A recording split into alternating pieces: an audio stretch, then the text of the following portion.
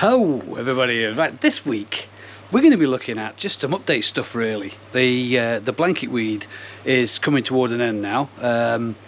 Put that in about 4 weeks ago, and I've always said with blanket weed treatments you've got to be dead patient with it because it takes an age to work. You know, kill off the blanket weed itself, get it through your pond, get it in your filters, you to move it on from there. So I've been sort of taking the waste of blanket weed out of my filters now for the last about 3 or 4 weeks.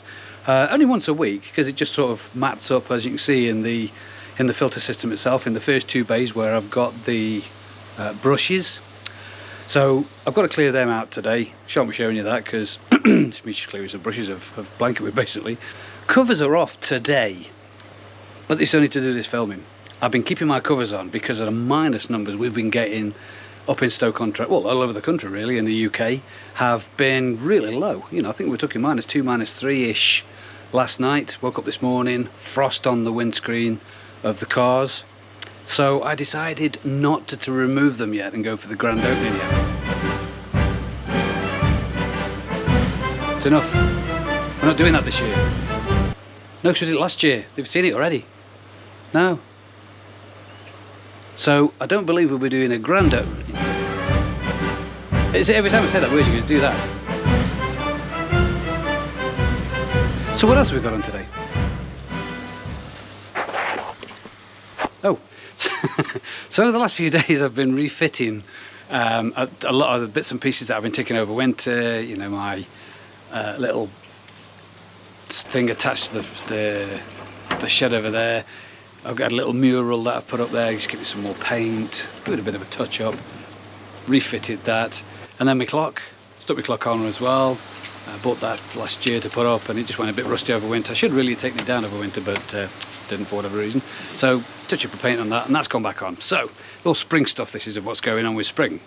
Now we're coming in towards the summer bit. Now, floating food versus sinking food. So if you're coming out of winter and you're coming into summer and you're trying to get your fish to feed but they don't really want to come to the surface yet, why don't you just chuck a bit of sinking food in? I was told, yeah, chuck some sinking food in hand and they'll head for the bottom then. So you go to your shop, you go buy some sinking food, but you don't want a big pack of sinking food. You just want a couple of handfuls just to get them in and get them, you know, feeding again and encourage them to come back to the surface to get this floating stuff that you've always got in. So we need to get some to the bottom of the pond. Okay, how are we going to do that then? So we're going to look at that today as well, of getting some floating food sinking. So yeah, so covers. Why have I not got my covers off? God, I saw some massive minus figures overnight coming up that was forecast. But I was seeing lots of other people taking them off and saying, yeah, that's it now, covers are off, rock and roll, let's go into summer. And I thought, I just hold off for a couple of days and then I saw these minus numbers and I thought, I mean, to be honest, I even had the sky pond left on, which I've had to make my cover for. So the cover that I made last year, I put that on with a bit more insulation just in case, because I wasn't sure how long these minus numbers were going to get on for. If they'd have given me more than last night and the last couple of nights, I'd have probably drained that off, which I'm going to do today. Drain that off and take it off because we've got minus numbers again tonight. So by the time this video comes out, you watch the blooming weather would improved. And then let's wait for the next one for the grand opening. We're doing it again. No! For the opening of the pond, which we'll do another time. So I've just literally, I'm hoping this is the last lot of blanket weed. So we've got a big chunk of this out now, got all the brushes out, just flushing the bottom drain a little while. So this is what I've got left, hopefully, and hopefully this is the last of it. But you like to say with this stuff, you've got to be patient. I know I keep saying it, but yeah, you've got to be patient because it does go. If you wait, just put it in, forget about it. Right, making floating food, sinking food. So as I said earlier, if you've got some fish on the bottom, you're coming out of winter into spring, and you're thinking, let's get the fish fed, get them off the bottom, get them tasting food again, if you've not been feeding them throughout the winter. So you want to get them off, but you don't want to go out and buy a big bag of sinking food. You just want a couple of handfuls just to get them interested in food again. There's a little trick that I saw ages ago, and I thought I'd just share it with you today, because it might be something that you want to do yourself. Dead simple, only, well, it doesn't cost anything because you've got your food already, and if that's floating you just use that food, so you don't have to buy any other food. All you have to do is buy yourself a syringe. So I'll show you what to do with this.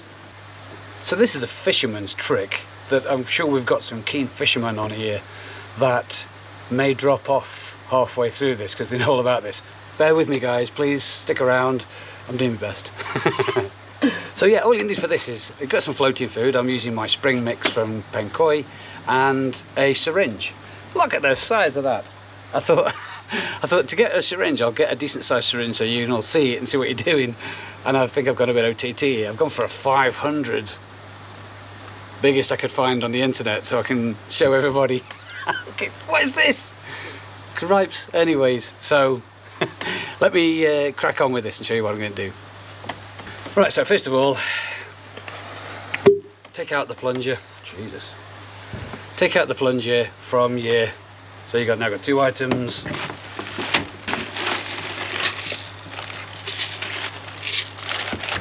Chuck some food in it. I've kind of just chucked a little bit on the bottom because I don't really need that much. It's only a demonstration, so stick it in there. Stick the plunger back in. Push the plunger all the way down to the bottom. Don't crush your food up too much, just enough so it's sort of your food only just rattles around. And then put some water in your syringe.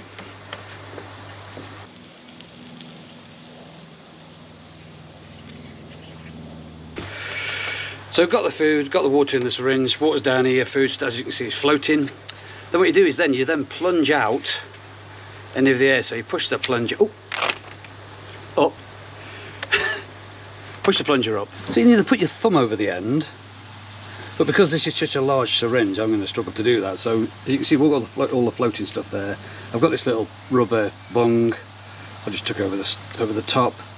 So what you want to do is stop any air getting in from these, and then all you do then is just literally draw on the syringe. You see all the bubbles it's creating there? That's all the air that's coming out of your floating food, and you just basically continue to draw, creating more and more bubbles. So there you go. Now water at the top, food at the bottom. It's a cracking little trick that I was just shown ages ago. I can't remember where I saw it, but it's no fisherman's trick of, instead of going out and biting sinking food and you've got some floating with you and you want it sinking, maybe don't buy a syringe this big. Well, let's just chuck it into how we go.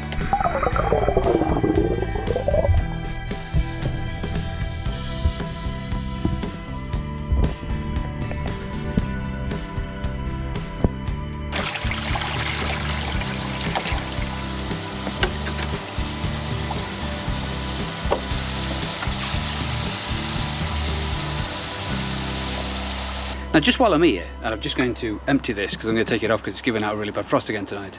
I don't want it freezing, potentially. This is a good demonstration of what happens when you clean your filters and the amount of water you can lose when you've got these tanks on, and because you have to lower them into the water at least 2 inches, because I use up almost 2 inches when I do my brush filters bays, because I'm doing, you know, a couple, maybe 3 purges of the bottom drain. I'm replacing the water that I've used from the vortex, and I'm putting that on the garden. So I'm using, you know, enough water to clean out the filters, but I'm also using enough water to have this right down here. So I've only got another half an inch before I start hitting air being drawn back up into this tank. So just sort of point that out to you while I was here. But I'm going to get this emptied and then put a lot of this water back in out of this tank. So again, this will give you another idea of how much water goes out of these tanks back into here. So there you go.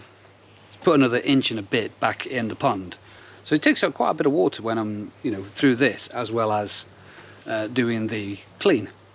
Right, so everything's off now. Covers are about to go back on, ready for tonight's frost. And so I'm hoping, fingers crossed, that over the next sort of 7 days we get these off for the grand opening. Shh. Of Koi Pan Lifestyle, because I just can't wait to get this thing up and running and back to what we call normal in the ponding community, rather than abnormally winter and spring. Any of the items or equipment you've seen me using today, I'll put them in the link below. I'm now affiliated to Amazon, so if you want to buy them from Amazon, but it actually puts some money towards the channel to help me develop the Koi Pond Lifestyle channel. And if you're wondering what I'm going on about with this brass band, you have to watch this video to find out what happened last time we did the grand opening at Koi Pond Lifestyle. Thanks very much for watching.